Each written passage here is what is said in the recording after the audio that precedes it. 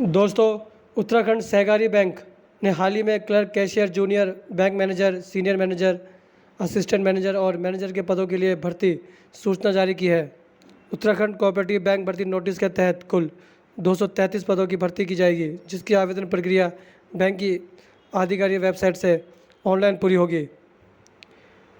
उत्तराखंड सहकारी बैंक भर्ती का प्रबंधक उत्तराखंड सहकारी संस्थागत सेवा बोर्ड देहरादून द्वारा किया जाएगा। इस भर्ती के लिए अधिसूचना 14 मार्च को जारी हुई थी।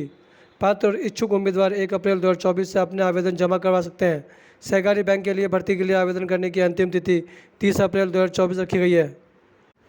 शैक्षणिक योग्यता की अगर बात की जाए तो दोस्तों, clerk, cashier, junior branch manager, senior manager के लिए उम्मीदवारों के पास किसी भी विषय में डिग्री, स्नातक और राज्य या केंद्र सरकार द्वारा मान्यता प्राप्त संस्थान से 6 महीने का कंप्यूटर प्रमाण पत्र होना जरूरी है।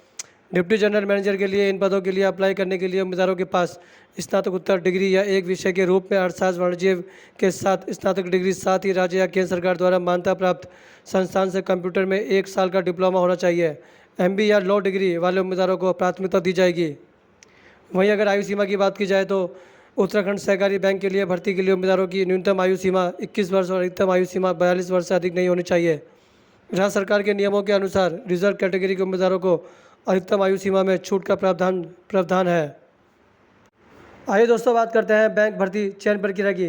लिखित परीक्षा की अगर बात की जाए तो इस भर्ती चयन प्रक्रिया के पहले चरण में लिखित परीक्षा का आयोजन किया जाएगा, जिसमें उम्मीदवारों की बैंकिंग अवधारणाओं की समझ, तर्क संख्यात्मक दक्षता और वर्तमान मामलों के ज्ञान का आकलन किया जाएगा।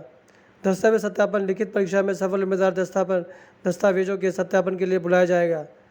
चिकित्सा परीक्षा की बात करें जो अंतिम चरण में उम्मीदवारों के शारीरिक उपयोगिता की पुष्टि करने के लिए एक स्वास्थ्य जांच की जाती है।